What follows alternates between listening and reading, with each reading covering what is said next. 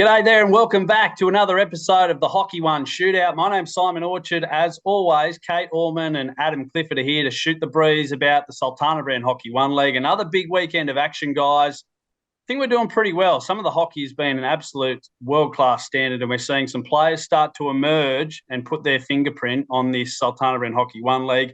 Let's dive into it straight away. Cliffo, what caught your eye this week? I believe a couple of disallowed goals. Yeah, thanks, Orch. On the whole, I've been really impressed by the quality of umpiring so far through the tournament, but I did see not one but two disallowed goals where I just feel that the benefit of the doubt didn't go the way of the forward, and nor did the defensive team really protest in any way to make it seem to me that the goal needed to be awarded. So if you see here, seconds before half-time in the Thundersticks and HC Melbourne game, where already 7 goals had been scored, I might add, Tom Wickham steps around it, cracks a defence-splitting pass. Liam Flynn beautifully slides in and gets a deft touch beyond Durst. The hand instantly goes up to celebrate. We've all done that. And, here you go, watching it in slow motion. Probably Tom Wickham's reaction has probably cost him, in truth. But, it's a possible goal of the year contender, unnecessarily dismissed in my mind. It did go on to be a 13-goal thriller, Orch, but I think Hockey One's been designed to have those high-scoring affairs. And we need to be counting those goals, particularly the quality of Flynn's deflection. The other example was on Saturday night, and I saw when the Tigers were trailing 2-0, they scored a penalty corner goal where Wolgamuth fed Murphy on the far post, and I just cannot, for the life of me, work out why that one's been disallowed.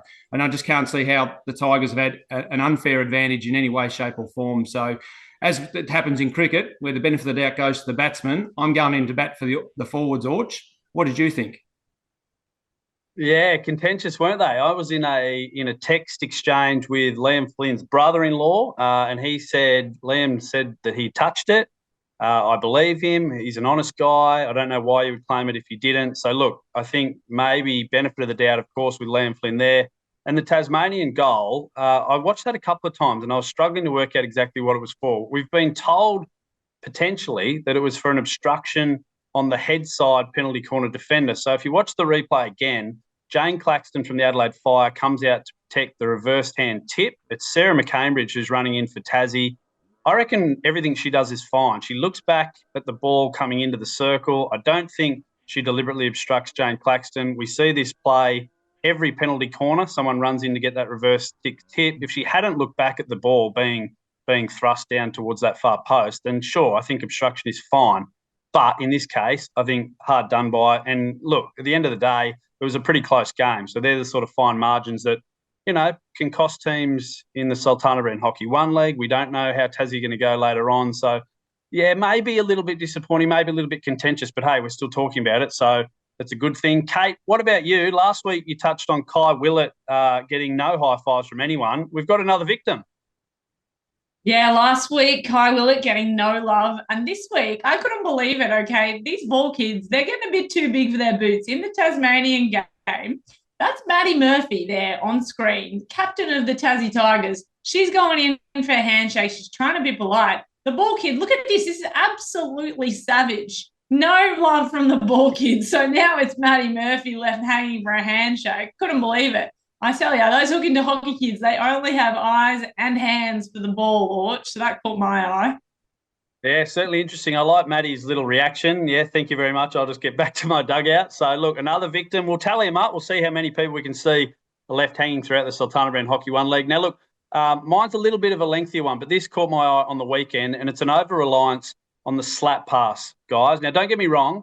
Nearly every player in the modern game needs to have a strong, reliable slap pass, but it's just so predictable. I think it's so easy to trap for opposition players. Once you go into that slapping motion, you're kind of stuck if something goes wrong. Now, I just picked out 3 quick examples from the weekend. I could have found probably 15 or 20, but here we go. The first one's from the Brisbane Blaze Canberra Chills women's game on Thursday night. Casey Dawkins is on the ball for Brizzy, and already you can see the defensive structure is asking for trouble. Either way, as soon as Casey goes into her slapping motion, it allows the Canberra forwards to sweat on that central pass. Once Naomi Evans intercepts it, it's 3-on-1 at the back. The Blaze is in big, big trouble, and it leads to a goal. The alternatives for Dawkins are pretty low risk. You can always go back to the central defender. I'd prefer Dawkins takes the game on, dribbles forward to create a 2-on-1 down the line, a simple stick-on-ball push pass, puts Sav Fitzpatrick into space, and the front line of that chill press is completely eliminated. If you're the right striker for the chill and she cuts that line to Sav Fitzpatrick down the line, you can always dribble through the hole yourself with stick on ball and create further up the field. So that's the first one for me. Example 2, this is a combination of bad luck and bad action. Ben Craig picks up this ball in his own circle. Look at the state of the game. It's a real arm wrestle between the Canberra Chill and the Brisbane Blaze. He looks to his right half, but he has to go through Kale Kramer to get it there. That in itself is a risky play. Craig tries to slap. As soon as he goes into that motion, Kramer has the confidence to put his left hand on the ground and stay low. He makes a great stop, or a lucky stop, I guess, in some regards. And within a second, he smashes it into the net. Now, if Ben Craig keeps his stick on the ball, Kramer probably stays upright, and Ben Craig can then either push or lift it down his left foot, and it safely goes out to the right half. I just think that was a critical error at a key point of the game. And yes, there's a bit of luck involved, but still, no need to slap there. And finally, guys, this is the third one. This is from the Adelaide Fire against the Tassie Tigers women. The ball shifts from side to side. A nice attacking opportunity is emerging. Maddock receives in space and then tries to slap it into the circle. Have a look at the Fire setup here. Players everywhere. 2 girls on the hotline, including Gabby Nance, who makes the trap. The only way this ball getting through is sheer luck. The right play is keep your stick on ball, push pass to the Tigers player leading along the baseline. All of a sudden, you've got a one-on-one in a dangerous spot instead of this perfect counter opportunity for the Fire when Nance picks it up. So that's my piece on the over-reliance on the slap. Let's see if anyone else out there is watching. That's what caught our eye this week. I wonder, Simon, if we had a look at your highlights from your career, how many slap passes we might find in your show reel? Plenty of slap passes, probably a few to the opposition as well, but I've learned from experience, Kate. So, look, I just think it's a great extra skill to have in your kit bag. We know on turf, especially in the modern game, slapping the ball around is what a lot of people tend to do, but add to your skill set. Carry the ball, makes you a more dangerous player. You can carry the ball through lines and create further up the field. Simon Orchard gives up the free hit. Oliver Korn winning it for Germany. It's that time of the week where we throw our team of the week up on the socials. Hopefully we can get a bit of interaction and people can tell us what they think. Look, some big, long selection meetings this week between Kate, Clifford and myself, and we've settled on this for the women's lineup. Kate, do you want to take us through it? Oh, Orch, there's so much talent in this women's league right now. It's kind of keeping me up at night, who we get in, who we get out every week.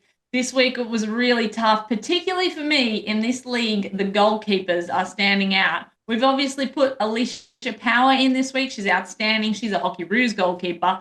But I've been watching young Evie Dalton from the Tassie Tigers. Okay, in round 1, she stunned us. She was making saves left, right and centre against Brisbane Blaze women who have people like Rosie Malone up there shooting, and they're incredible, right? She's just kept them out. And then I also this week noticed Canberra Chill goalkeeper Renee Hunter.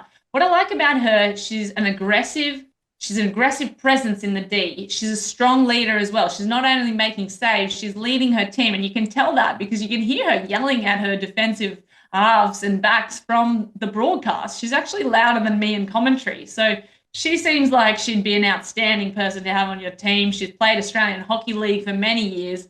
And it's great to see her back after a wrist surgery that kept her out during COVID. Obviously, there's a couple of other changes. Claxton, I noticed she's in the defensive mids for this team. She is versatile enough to play anywhere. She was in the attacking midfield on the weekend, but we had to squeeze her into this team somewhere. So much competition in the midfield. She's made it into defensive midfield. Yeah, couldn't agree more on the goalkeepers, Kate. Big fan of Evie Dalton. I reckon Renee Hunter was superb. So keep watching that space. Alicia Power, they're nipping at your heels. We should just say as well, the little stars that you can see on the graphic, they are the players of each game throughout the week. So we've included them, obviously. Cliffo, why don't you take us through the men's team of the week, mate? Yeah, thanks, Orch. A fantastic selection of Alistair Oliver, who played a really important role for the Fire on Saturday night, ran down 3 or 4 penalty corners and was really reliable in possession. The forward line pretty much picks itself, and who could forget Day's pass, that little aerial pass, reminded me of a touchdown pass in the NFL to Staines, who just skipped off the baseline and slipped it under the keeper. That was one of the goals of the week, and the midfield really picks itself. Probably the ones that are unlucky in week 2, Eddie Okinen, Liam Flynn and Kale Kramer could easily have made his second consecutive team of the week, Orch. Couldn't agree more, Cliffo. Very good summations there. Some wonderful talent in this league, and we're already starting to see some players maybe put their hand up for the MVP award later on in the season. So they're our H1 Shootout teams of the week. They're on the social, so jump on there, interact, tell us what you think. Who was unlucky, or who would you have in after round 3?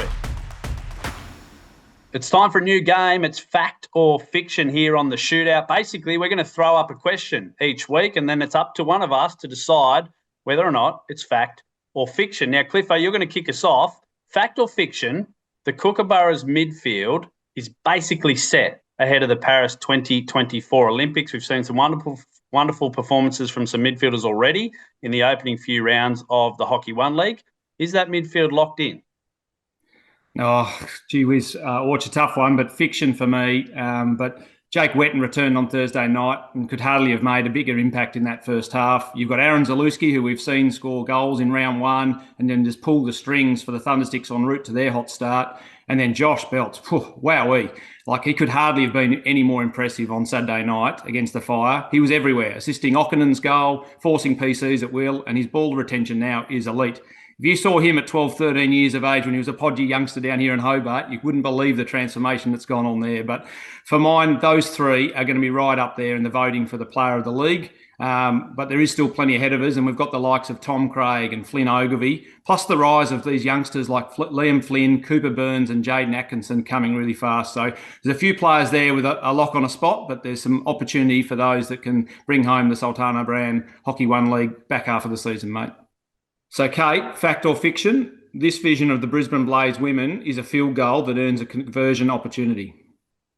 Okay, hugely contentious, Cliffo, but I say fiction. I know the Hockey One rule is that field goals have opportunity to convert the 2 goals, and, you know, the penalty corner gets the 1 goal. But is this really a field goal? I mean, it's straight out to the dotted 5 from a penalty corner.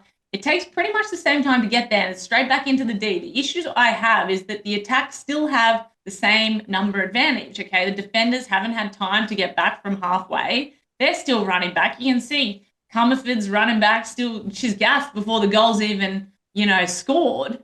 Is it really a field goal? Should it be worth 2 points? I don't know. I think this is maybe a rule we need to look at again. Maybe the ball should be taken out to the 25 to make it a little harder. I think defense needs to have a chance to get back in and defend for it to be considered beyond a penalty corner. What do you guys think? I mean, tell us on Twitter, on socials. We'd love to hear your thoughts. And then I have one for you, Orch. Fact or fiction? Is it panic stations for the Brisbane Blaze women?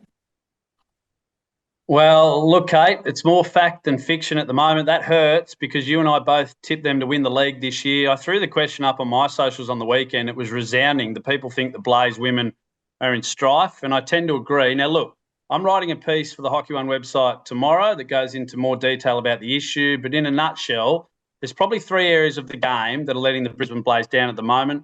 They're lacking leadership. We know Ash Fay didn't play on the weekend with a calf issue. I know firsthand in my old age how tricky calves can be to get right. So there's no assurances that she'll come back this week. Even if she does, the main 2 girls that I've called out in my article are Rosie Malone and Sav Fitzpatrick. Now, look, they're both still relatively young, but they are women in that group that need to throw the team on their back and say, this is the way forward. This is the type of hockey we want to play. If they're unsure how to do that, because as I said, they still are young, guess what?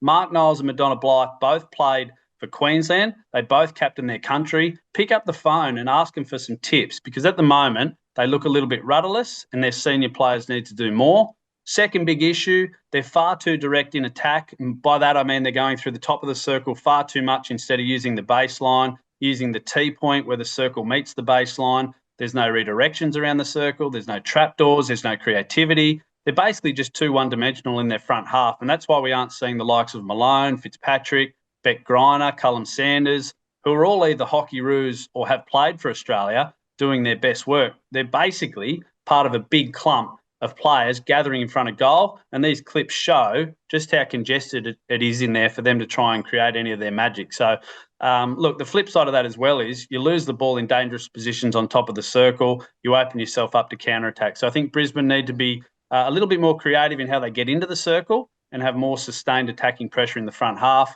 Finally, It was an effort thing against the Canberra Chill as much as it was a tactical or a structural thing. Have a look at this clip.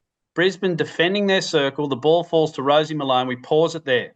Look at the starting positions of both sides. Look at the players around the edge of the circle, and we roll it on. Britt Wilkinson runs away with the ball. Watch the work rate and effort from these Chill players. And Kate, you mentioned it in the commentary. Look how fast these Chill girls are running back. That's what I love to see. That's why they won the game. By the time Wilkinson stops and turns, which is the right decision, by the way, Canberra has 7 players to Brisbane's 4. Within a few more seconds, it's 9 versus 6. Look at the clock. It's the second half. It's been going for less than a minute. That's an effort thing. That's a desire thing. And that's in part why the Chill won that game and why I think the Brisbane Blaze women are in a bit of a hole at the moment. So that's fact or fiction for the first time. Tell us what you think on the Hockey One socials. It's that time of the week again. The stock market game is back. And look, we're probably not quitting our day jobs anytime soon, but we are getting some nice wins each week. Kate, you're ringing the bell first up today, and you're going chips in on a particular redhead from Tassie first up. Yeah, chips in, chips all on Josh Brooks. He's a red-headed weapon. He's easy to spot on the broadcast, that's for sure. But that's not why I caught my eye. This guy, he's come up through the ranks of under 18s, under 21s, and he's scored 2 goals in just 2 games. So pretty good goal average so far. But what I liked about him this weekend, he had a bit of a coming-of-age game. Adam wrote about this in his match report. He was outstanding against Adelaide. He's involved in plenty of attacking plays, sets up lots of opportunities. Great fun to watch. And as I said, easy to pick out. The other ones, the stocks I am going to sell this week. You touched on it after we all tipped Brisbane Blaze women to be the favourites this season. They're not holding up. They're too expensive to hold on to with all those hockey roos. I've got to sell them. Sorry, girls. However, I might hold on to Hannah Callum-Sanders. I believe she still has something to show us. She's lively. She's making a lot of unexpected breakaways. She's got skills, speed. I think she creates opportunities. I'd like to see her do more. So holding on to her. But I will buy Katie Dorr alongside her, another striker. She's from the Canberra Chill. Didn't she have an outstanding first game? I mean, player of the match in her debut game for the Chill. She's over here from New Zealand, from the New Zealand Black Sticks. She scores this immense field goal coming off her counter-attack that's basically bouncing upright, reverse stick, bang, into the goal. I mean, if I could do that, I want a piece of that, so I'm going to buy it. Thank you to New Zealand for lending us one of your national treasures. Hopefully we can buy her loyalty as well. Thank you, Orch. That's who I'm buying. Yeah, love that Katie Dorr goal. In terms of degree of difficulty, I don't reckon enough has been said about how difficult that is to hitting an upright reverse on the bounce in stride. That was phenomenal. I reckon it could be goal of the tournament. Cliffo, you've been doing some digging, not in the player ranks, but in the coaching ranks. Yeah, Orch, I haven't put a call into Albo about stage 3 of the tax cuts just yet, but I'm going to load up on some coaches' stock in Jason Butcher from the Adelaide Fire. I thought he produced an absolute masterclass in turning what was Tassie's biggest strength in Game 1 into their biggest weakness in Game 2, as well as that innovative PC attack that led to Chloe Carter's opening goal.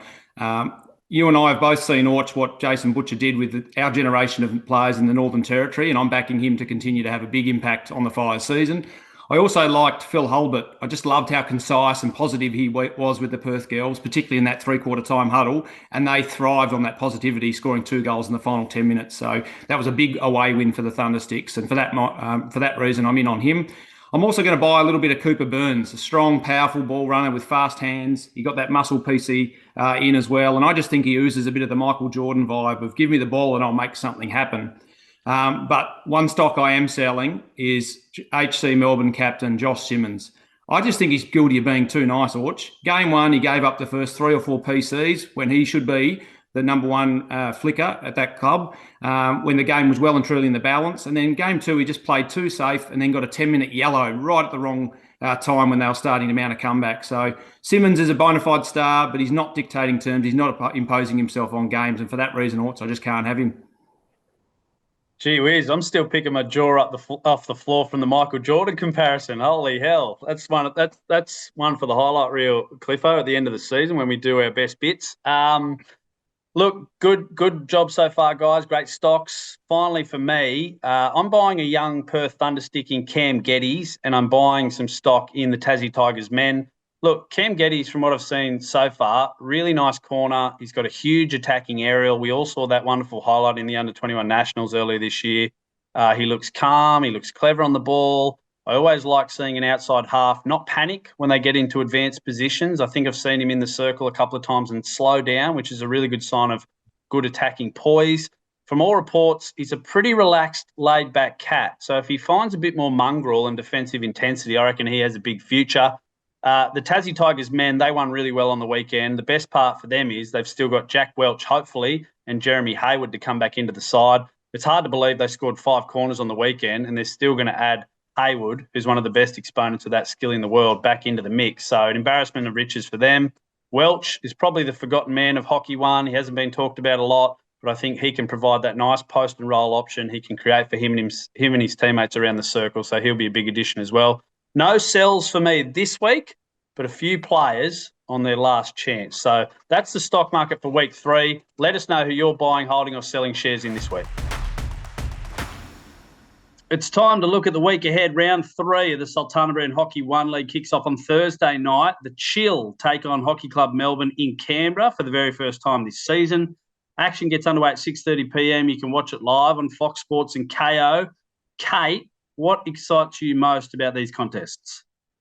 Well, Orch, it's the first match at home for Canberra Chill, so that's always exciting. The first home crowd Hockey 1 League match since 2019. I bet Canberra's going to go off. The whole capital will be there.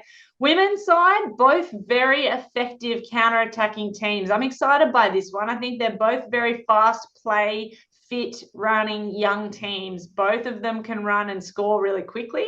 I think it'll be an exciting matchup, lots of end-to-end hockey. On the men's side, neither the Chill nor the Melbourne men have won yet, all right? So they are both chasing their first win. They need to get off the bottom of the ladder if they're not going to be the cellar dwellers this season. So desperation starts to set in for them for whoever loses. I think it's a really must-win game.